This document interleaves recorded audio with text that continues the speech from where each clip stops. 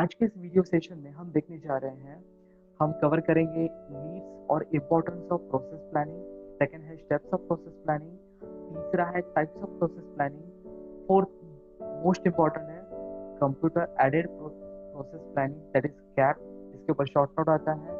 And fifth one है line balancing. Okay, जिसके बारे में मैंने पहले ही आपको बोल दिया कि न्यूली पार्ट ऐड हो चुका है, इसके ऊपर डेफिनेशंस आते हैं। और ह्यूरिस्टिक मेथड जो सिक्स पार्ट है उसके ऊपर न्यूमेरिकल्स आते हैं। ओके, सो ये आपको सीखना है, आपको 20 मार्क्स सिक्योर करना है। काफ़ी ज़्यादा सिंपल है, बट आई एम श्योर आप टेक्स्ट बुक से ज़्यादा आप वीडियो में ज़्यादा एंजॉय करोगे, बेटर तरीके से समझ में आ जाएगा। सिर्फ हाफ एन आवर या तो फिर मैक्सिमम 1 आवर में आपका ये मॉडल परफेक्ट हो जाएगा, I am sure. Okay, so let's start. Need और importance of process planning short note में आता है। ओके, प्रोसेस प्लानिंग एग्जैक्टली होता क्या? ओके, सो इस स्लाइड्स को, इस पीपीटी प्रेजेंटेशन को दूर रखता हूँ मैं, और मैं एक छोटे से सिंपल से बात करता हूँ। प्रोसेस प्लानिंग, सपोज मैं कस्टमर हूँ। ओके, मुझे मेरे दिमाग में कुछ तो आइडियाज है, मुझे एक मैन्युफैक्चरिंग करके एक प्रोडक्ट चाहिए, तो मैं वहाँ पे क्या करूँगा, मुझे मेरी रिक्वायरमेंट आपके साथ, सपोज आपका फर्म है, आपकी कंपनी है, मैं आपके साथ मेरी जो भी प्लानिंग है, सॉरी मेरे दिमाग में जो भी आइडियाज है, मैं आपके साथ सबसे पहले शेयर करूँगा। फिर उसके अकॉर्डिंगली आप उसको प्लान करोगे, उसके अकॉर्डिंगली आप उसको मैन्युफैक्चरिंग डिपार्टमेंट में प्रोडक्ट को बनाओगे, पैकिंग करोगे, और फिर आप मुझे वो क्या करोगे, हैंड ओवर करोगे। तो ये सब कुछ कस्टमर की रिक्वायरमेंट से लेके डिलीवरी तक, इसके बीच में जो भी होता है वो होता है planning, process planning. Okay, so जरूरी क्यों है, देखते हैं। To know the time for the manufacturing product. Okay, तो मैन्युफैक्चरिंग के लिए कितना टाइम जाएगा? टाइम के दो टाइप्स होते हैं, एक होता है थियोरेटिकल टाइम जिसको बोलते हैं फिजिकल टाइम, एंड दूसरा होता है एक्चुअल टाइम। तो ये सब कुछ पता होना चाहिए, क्योंकि मैं कस्टमर को क्या कर रहा हूँ, कमिटमेंट कर रहा हूँ कि सपोज इतने डेज में, इतने आवर्स में मैं इतने कंपोनेंट्स आपको बना के दे सकता हूँ, तो मुझे टाइम फैक्टर पता होना चाहिए। ओके, तब जाके मैं क्या कर सकता हूँ, कमिटमेंट दे सकता हूँ, और उस कमिटमेंट को मैं फुलफिल कर सकता हूँ। Is that clear? To know the time for the manufacturing product. Second है to know various stages involved in machining product. अगर कुछ मुझे मैन्युफैक्चरिंग करना है तो उसकी स्टेजेस क्या है, वो कितने पार्ट में डिवाइड है, क्या क्या प्रोसेस होगा, ये सब कुछ मुझे पता होना चाहिए। तीसरा, to compare physical time and actual time required on shop floor. Okay, तो थेरोटिकल टाइम होता है फिजिकल टाइम, आपने जो भी कैलकुलेशन करके बोला है वो रहेगा फिजिकल टाइम, और एक्चुअल में शॉप फ्लोर पे कितना लग रहा है, और सपोज वहाँ पे कुछ तो ब्रेक डाउन या तो फिर मेंटेनेंस का इशू आ गया, तो वहाँ पे कितना डिले हो सकता है, तो वो टाइम फैक्टर आपको सब कुछ पता होना चाहिए। तब जाके आप कस्टमर को एक पर्टिकुलर डे पे, पर्टिकुलर टाइम पे आप क्या कर सकते हैं, डिलीवरी दे सकते हैं। Next, to get exact time so customer commitment can be fulfilled on time. Okay, next, to understand the different procedures and different tools for the process. तो अलग अलग प्रोसीजर में, सॉरी अलग अलग प्रोसेसेस में, अलग अलग ऑपरेशंस में अलग अलग टूल्स यूज होने वाले हैं, तो उसका भी हमें क्या करना पड़ेगा, प्लानिंग करना पड़ेगा। Next, to have a flexibility in process as per the customers demand. Okay, so मेरे प्लानिंग में अगर मेरे कस्टमर का रिक्वायरमेंट चेंज होता है, अगर उसमें कुछ मॉडिफिकेशन होता है, तो वो मॉडिफिकेशन भी मुझे करने के लिए वहां पे आना चाहिए, इतनी फ्लेक्सिबिलिटी मेरे सिस्टम में होना चाहिए। Next, to enable complete utilisation of manufacturing system. तो मेरे जो भी सोर्सेस है, मेरे पास जो भी मशीनरीज है, उसका मुझे 100% यूटिलाइजेशन, इफेक्टिवली मुझे उसका यूटिलाइजेशन करना है, तो उसके अकॉर्डिंगली मुझे क्या करना है, प्लानिंग करना है। तो कम से कम टाइम में, कम से कम लेबर के साथ मुझे ज़्यादा से ज़्यादा मुझे क्या चाहिए, आउटपुट चाहिए। To provide a strategic decision and careful analysis for every single component. Okay, तो कुछ डिसीजन मुझे लेने हैं, स्ट्रेटेजिक डिसीजन लेने के लिए मुझे किसका हेल्प होगा, प्रोसेस प्लानिंग का हेल्प होगा। ओके, और किसी भी कंपोनेंट का अगर मुझे एनालिसिस करना है तो भी मुझे किसका हेल्प होगा, प्रोसेस प्लानिंग का। Next, to form a bridge between design and manufacturing department. Okay, तो डिजाइन डिपार्टमेंट का आइडियाज उनका जो भी डायग्राम है मुझे एक्चुअल में शॉप फ्लोर पे बनाना है, मैन्युफैक्चरिंग डिपार्टमेंट के बीच का जो प्लानिंग का जो काम है वो कौन करेगा? Process planning. Is that clear? पक्का? एक बार चाहे तो इस वीडियो को पॉज करके वापस से सारे पॉइंट्स पढ़ लो। सिंपल है, बाहर करने की बिल्कुल जरूरत नहीं है। ओके, नेक्स्ट स्टेप्स क्या है? ओके, सबसे पहले है scrutinise initial customer requirement. Customer के दिमाग में क्या चालू है, उसको क्या चाहिए, ओके, उसको क्या करना है, आपको स्क्रूटिनाइज करना है। सेकंड, डिवाइड और split final and product into smaller parts. Okay, तो उसको जो मशीन या तो फिर जो मैकेनिज्म उसको जो भी चाहिए उसको क्या करो, आप ब्रेक करो स्मॉलर पार्ट्स में। तीसरा, make a separate part diagram for smaller parts. Okay, so उस मशीन के लिए कितने स्मॉलर पार्ट्स लगेंगे उसका डायग्राम, उसका पार्ट डायग्राम आपको क्या करना है, कागज पे उतारना है। Next, to know the types of production process and quantity etcetera. तो उस स्मॉलर पार्ट्स के लिए कितनी सारी प्रोसेस, कितने सारे ऑपरेशन लगेंगे, उस स्मॉलर पार्ट को मुझे कितनी सारी क्वांटिटी में मैन्युफैक्चर करना है, वो आपको देखना पड़ेगा इस स्टेप में। Next, after production check quality of products. Okay, so जो भी प्रोडक्ट्स बनाया है वो आईएसओ स्टैंडर्ड पे है, ओके, स्टैंडर्डाइज है या नहीं, वो आपको क्या करना है, क्वालिटी डिपार्टमेंट से आपको क्रॉस चेक करना है। Next, packing product and delivery to the end user. Okay, so customer के दिमाग से लेके उसके घर पे डिलीवरी, उसके या तो फिर पैकिंग करके मुझे उसके यहाँ पे फॉर्म में प्रॉपरली डिलीवरी तक की ये सारे स्टेप्स थे। ये सब कुछ हमें पता है, बस आपको इसके प्रॉपरली सीक्वेंस में लगाना है, प्रॉपरली कीवर्ड्स यूज करने हैं एग्जाम के टाइम में। नेक्स्ट, यहाँ पे गाइस यहाँ पे दो टाइप्स के प्रोसेस प्लानिंग होते हैं। पहला होता है एक मैनुअल प्रोसेस प्लानिंग, सेकंड होता है कंप्यूटर एडेड प्रोसेस प्लानिंग, जिसको हम शॉर्टकट में बोलते हैं, शॉर्ट फॉर्म में बोलते हैं कैप, CAPP। ओके, तो ये डिफरेंस 5 मार्क के लिए आता है, एग्जाम में काफी बार आ चुका है, तो इसको समझ के लेते हैं और सिंपल भी है। सबसे पहले इसका मेन पॉइंट, फर्स्ट पॉइंट है types of process. Of course manual है तो मैनुअली होगा, वहाँ पे बंदे, कोई तो बंदा, कोई तो इंजीनियर वहाँ पे क्या करेगा, मैन्युफैक्चरिंग का प्रोसेस का प्लानिंग करेगा। तो कंप्यूटर एडेड में क्या करेगा, एक कंप्यूटर जनरेटेड मीन्स एक सॉफ्टवेयर होगा, वो इस सब कुछ प्रोसेस को क्या करेगा, हैंडल करेगा। ओके, सो यहाँ पे मैनुअली था तो यहाँ पे एक सॉफ्टवेयर है। Knowledge level, complete knowledge is required, क्योंकि यहाँ पे फर्स्ट मैनुअल में क्या हो रहा है, मैनुअली हो रहा है। तो जो बंदा है, वो जो इंजीनियर है, उसको कस्टमर की रिक्वायरमेंट से लेके डिलीवरी तक का जितने भी प्रोसेस है उस सबका कैलकुलेशन, उस सबका प्लानिंग का, उसके लिए सब कुछ लगने वाला नॉलेज उसके पास होना चाहिए, तब जाके वो सबका प्लानिंग कर सकता है। बट कंप्यूटर एडेड में ऐसी इसकी जरूरत नहीं है, क्योंकि ये सॉफ्टवेयर बेस्ड है। आपको सिर्फ सॉफ्टवेयर को हैंडल करने आ गया और उसको इनपुट देना आ गया तो भी सफिशिएंट है। तो यहाँ पे मिनिमम नॉलेज इज रिक्वायर्ड और यहाँ पे complete knowledge is required. Is that clear? Information of tools, materials, standards. Okay, तो ये मैनुअल में क्या होता है कि आपको टूल्स कौन से यूज करना है, मटेरियल्स कौन से यूज करने हैं, कौन से स्टैंडर्ड पे आपको खरा उतारना है, तो ये सब कुछ आपको इन्फॉर्मेशन आपके पास होने चाहिए मैनुअल में। बट अगर मैं स्कैप में जाता हूँ तो वहां पे मुझे सिर्फ सॉफ्टवेयर का नॉलेज जरूरी है, क्योंकि ऑलरेडी डेटा उस सिस्टम में ऑलरेडी क्या है, स्टोर है। तो वहां पे मिनिमम नॉलेज या तो फिर तो भी सफिशिएंट होता है। ओके, यहाँ पे कंप्लीट नॉलेज होना चाहिए, यहाँ पे मिनिमम नॉलेज भी चल जाएगा। Time required, of course manual में करने वाले बंदे के पास काफी सारा ज्यादा टाइम जाएगा उसको प्लानिंग करने के लिए, उसको सीक्वेंस, उसको ऑपरेशंस, उसको टूल्स एंड स्टैंडर्ड्स डिसाइड करने के लिए काफी सारा टाइम लगेगा। तो कैप सिस्टम में क्या होता है, ये सारे प्रोसेस फास्ट होता है। Okay, consistency, consistency is most important point.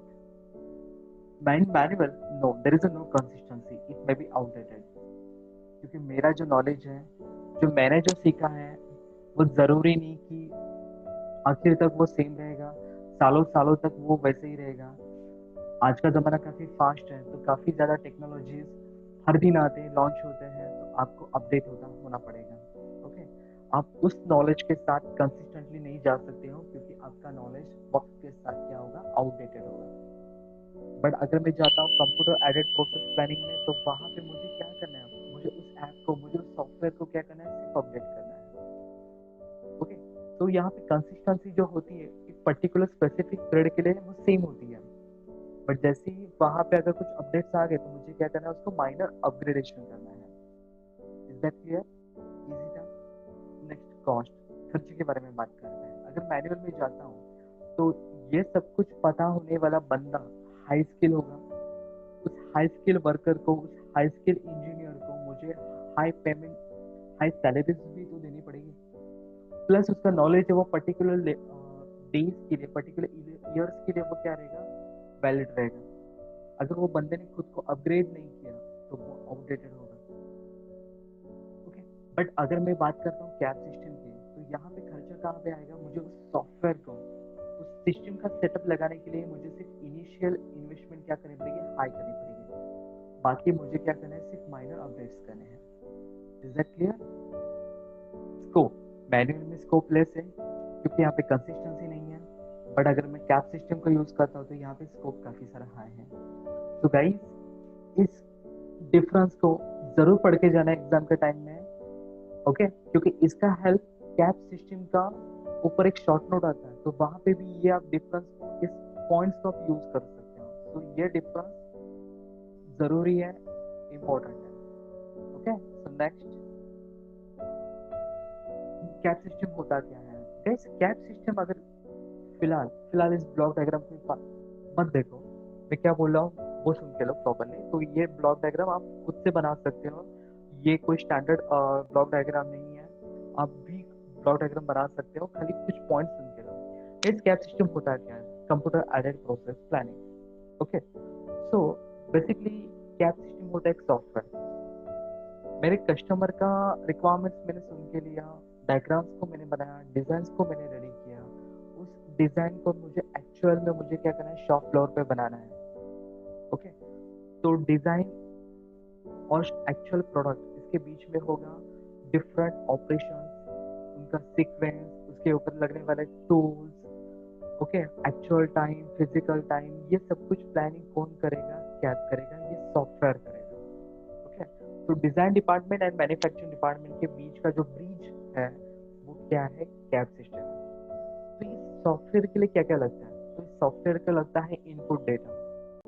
Okay, और नेक्स्ट, तो कस्टमर का जो भी डेटा है मुझे वहां पे क्या करना है, इनपुट करना है। सेकेंड, नॉलेज, उस सॉफ्टवेयर को हैंडल करने के वाले बंदे के पास नॉलेज होना चाहिए उस सॉफ्टवेयर का। और प्लानिंग रूल्स, उस कंपनी के, उस मैन्युफैक्चरिंग के जितने भी रूल्स है, जो भी पॉलिसीज है, सपोज अगर वहाँ पे कस्टमर का कुछ मॉडिफिकेशन है, कुछ एडिट्स है, तो वो भी मुझे वहाँ पे क्या करें, अपडेट करने हैं। क्योंकि कैप सिस्टम जो है वहाँ पे ऑलरेडी डेटा स्टोर होता है, आप उसको एज इट इज आप यूज कर सकते हो, सेम मैन्युफैक्चरिंग कर सकते हो। अगर मेरा कस्टमर का रिक्वायरमेंट चेंज होता है, अगर उसमें कुछ अपडेट्स आते हैं तो वो उसमें भी वो मॉडिफाई कर सकता है। ओके, तो कैप सिस्टम क्या करेगा, फिर इस डेटा को, इस नॉलेज को, उस प्लानिंग रूल्स को यूज करके क्या करेगा, आउटपुट जनरेट करेगा। और फिर सॉफ्टवेयर के साथ कनेक्टेड होगी वो मशीन, कंप्यूटर एडेड मशीन या तो फिर computer aided manufacturing CAM system में वो क्या करेगा, डेटा सेंड होगा और वहां पे एक्चुअल में मैन्युफैक्चरिंग होगा। Okay, is that clear? तो इस डायग्राम को, ये जो मैंने बोला है, अभी इस ब्लॉक डायग्राम को देखो तो आपको बेटर तरीके से अभी समझ में आ जाएगा। ओके, तो इस वीडियो को थोड़ा सा, थोड़े टाइम के लिए पॉज करो और इस ब्लॉक डायग्राम को समझो। अभी नेक्स्ट वीडियो में देखते हैं इसके एडवांटेजेस क्या है, डिसएडवांटेजेस क्या है। ओके, ये क्या है, सिस्टमैटिक है, स्टैंडर्डाइज प्रोसेस है क्योंकि सॉफ्टवेयर को हैंडल कर रहे हैं।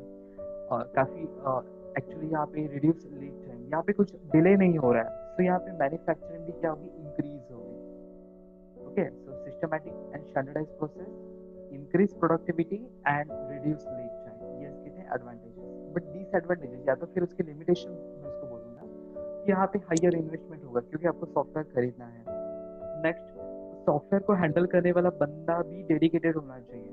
ऐसा नहीं, ओके, ऐसा नहीं है कि सपोज मैं यहाँ पे कॉन्ट्रैक्ट बेसिस पे मेरे कैड सिस्टम को अगर मैं ऑपरेट कर रहा हूँ तो हर बार एक नए बंदे को लाके मैं उस सॉफ्टवेयर पे, उस सिस्टम को ऑपरेट करने के लिए नहीं दे सकता हूँ। मुझे डेडिकेटेड वर्कर चाहिए, मुझे वो डेडिकेटेड वो बंदा चाहिए जिसके पास A to Z नॉलेज है और उस कंपनी में ज्यादा टाइम के लिए वो रह सकता है। ओके, क्योंकि नए बंदे को हर बार मैं हायर करके उस सॉफ्टवेयर के साथ ट्रायल एंड एरर नहीं कर सकता हूँ। सो यहाँ पे dedicated workers required to run the software smoothly. तीसरा है training is required for all the staff on the shop floor. उस सॉफ्टवेयर को हैंडल करने के लिए अगर उसमें कुछ अपडेट्स आते हैं तो भी आपको क्या करना है, ट्रेन करना है आपके स्टाफ को। Is that clear? तो इसके डिसएडवांटेजेस नहीं है, आपको इसके लिमिटेशंस बोल सकते हैं, क्योंकि आप सॉफ्टवेयर यूज कर रहे हो तो उसमें कुछ तो अपडेट्स तो आएंगे, आपको ट्रेन तो करना पड़ेगा ही। आपको पर्टिकुलर वर्कर्स को, डेडिकेटेड वर्कर्स को आपको लॉन्ग टर्म के लिए आपको उनको हायर करना पड़ेगा। ये थे इसके limitations. Is that clear? Okay, तो यहाँ पे ये पार्ट तो खत्म होता है 50% पार्ट, और जो न्यू पार्ट है that is the line balancing, वो देखते हैं क्या होता है। Okay, it is a production strategy setting intended rate of production within a particular time while reducing manpower requirement and expenses. Okay, again definition same है, उसका meaning same ही है, खाली उसके लफ्ज अलग है। क्या बोला है? It is a production strategy setting intended rate of production with in a particular time while reducing manpower requirement and expenses. Okay, आपको क्या करना है, स्ट्रेटेजी डिसाइड करनी है, आपको वो सीक्वेंस डिसाइड करना है जहाँ पे आपको क्या मिलेगा, maximum production while reducing man power, कम से कम मैन पावर के साथ और कम से कम खर्चे में आपको क्या करना है, प्रोडक्शन रेट को क्या करना है, इंक्रीज करना है। तो स्ट्रेटेजी को बोलते हैं line balancing. Okay, and next, line balancing operates under two circumstances. Okay, तो लाइन बैलेंसिंग दो कंडीशंस के बीच में काम करता है। फर्स्ट है precedence constraint. Precedence constraint, okay, क्या होता है?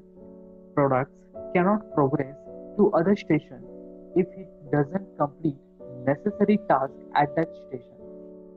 ओके, सपोज यहाँ पे सीक्वेंस के ऑपरेशन है 1 2 3 4। ओके, तो यहाँ पे work station 1, work station 2, work station 3, work station 4। Work station पे अगर मुझे यहाँ पे वर्क स्टेशन 2 पे अगर मुझे काम करना है तो सबसे पहले वर्क स्टेशन 2 पे आने से पहले मुझे वर्क स्टेशन 1 पे मुझे उस टास्क को पूरा करना है। प्रेसिडेंस कंस्ट्रेंट मतलब ये इसका प्रेसिडेंस है। 2 का प्रेसिडेंस कौन है? 1 है। ओके, तो जब तक 1 पे काम पूरा नहीं होता वर्क स्टेशन पे तब तक वो सेकंड पे नहीं जाएगा। ओके, जब तक सेकंड पे पूरा नहीं होता है वो थर्ड पे नहीं जाएगा। तो प्रेसिडेंस कंस्ट्रेंट मतलब इसके पहले के जो टास्क थे, इसके पहले के जो ऑपरेशन थे वो कंप्लीट होने चाहिए, अदरवाइज आप नेक्स्ट स्टेशन पे नहीं जा सकते। It should not across other station because certain part needs to be perform before other activities. Okay, जब तक पहला एक्टिविटीज वर्क स्टेशन का कंप्लीट नहीं होता आप नेक्स्ट एक्टिविटी परफॉर्म नहीं कर सकते। ये इसका कंस्ट्रेंट। सेकेंड है cycle time restriction. Cycle time has a maximum time for the product spent in every workstation. Okay, different workstation has a different cycle time. अगर आपने डिस्कवरी चैनल देखा होगा तो वहाँ पे आप स्पेशली जहाँ पे इंजन का मैन्युफैक्चरिंग होता है, जैसे कि कोई कमिंस का इंजन है, तो वहाँ पे आपने देखे होंगे कि वहाँ पे रोबोट्स उस इंजन को क्या करते हैं, हैंडल करते हैं, उसको उठाते हैं, लिफ्ट करते हैं एक पर्टिकुलर, और वो क्या होता है, वो आगे शिफ्ट होते रहते हैं। ओके, तो वहां पे एक पर्टिकुलर ऑपरेशन करने के लिए एक पर्टिकुलर टाइम होता है। उस टाइम के बाद वो इंजन मूव होता है, वो जो मशीन है उसको मूव करती है नेक्स्ट वर्क स्टेशन पे। ओके, और नेक्स्ट टू नेक्स्ट, तो वहां पे पर्टिकुलर एक वर्क स्टेशन पे काम करने के लिए एक मैक्सिमम टाइम होता है, उसके बाद वो आगे शिफ्ट होगा, तो उसको बोलते हैं cycle time. Is that clear? वो वीडियो, वो डिस्कवरी का, वो अगर वो सीन आपको याद होगा तो ये लाइन बैलेंसिंग का पार्ट आपको बेटर तरीके से समझ में आएगा। सबसे पहले क्या था, प्रेसिडेंस कंस्ट्रेंट, जब तक आप पहला एक्टिविटी पूरा नहीं होता आप सेकंड वर्क स्टेशन पे नहीं जा सकते। सेकंड, आपको टाइम का भी ध्यान रखना है, वर्क स्टेशन पे इतना मैक्सिमम टाइम आपको मिलेगा उस टास्क को पूरा करने के लिए, वहां पे वो काम करने के लिए।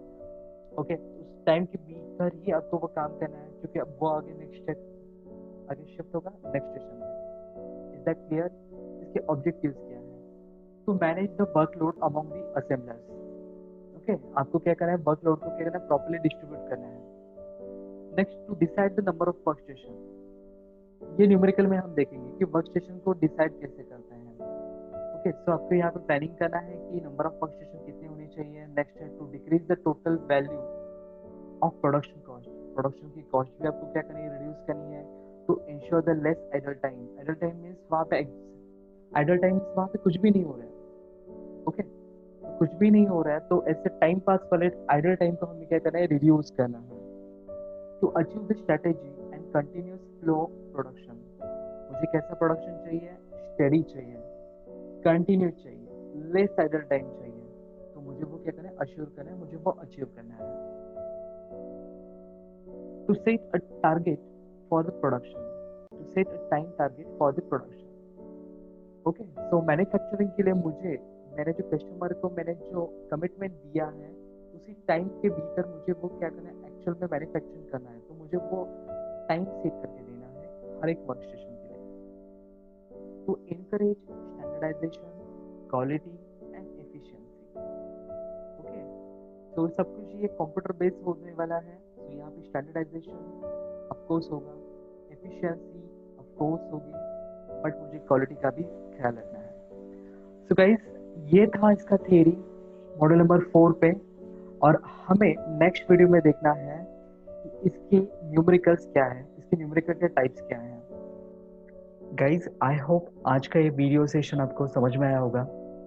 ओके, अगर आपको ये वैल्यूएबल एंड वर्थ लगे देन प्लीज कमेंट बॉक्स में मुझे बताइए कि आपको आज ऐसा कौन सा पॉइंट था जो बुक में क्लियर नहीं हो रहा था, और आपको जो डाउट सॉल्व नहीं हो पा रहा था, बट इस वीडियो के वजह से आपका ये डाउट सॉल्व हो गया और वो जो पॉइंट था वो आपको बेटर तरीके से समझ में आ गया, देन प्लीज मुझे इन्फॉर्म कीजिए, क्योंकि आपका ही इनकरेजमेंट मुझे एक्साइट करेगा न्यू वीडियोस बनाने के लिए।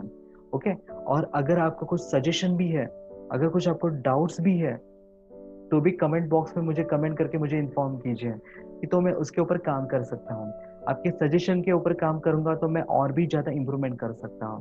Okay, so please comment box में मुझे कमेंट करके बताइए कि क्या आपको समझ में आया, क्या आपको डाउट्स है, क्या इम्प्रूवमेंट्स होने चाहिए, तो वो सारी चीजें शेयर करो।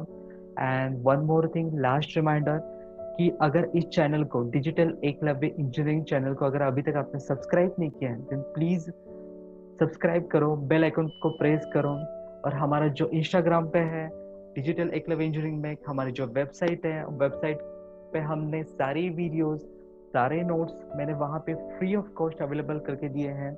इवन टेक्स्ट बुक के वीडियोस भी मैंने वहाँ पे कुछ शेयर किए हैं, तो उसका भी बेनिफिट आपको लेना है।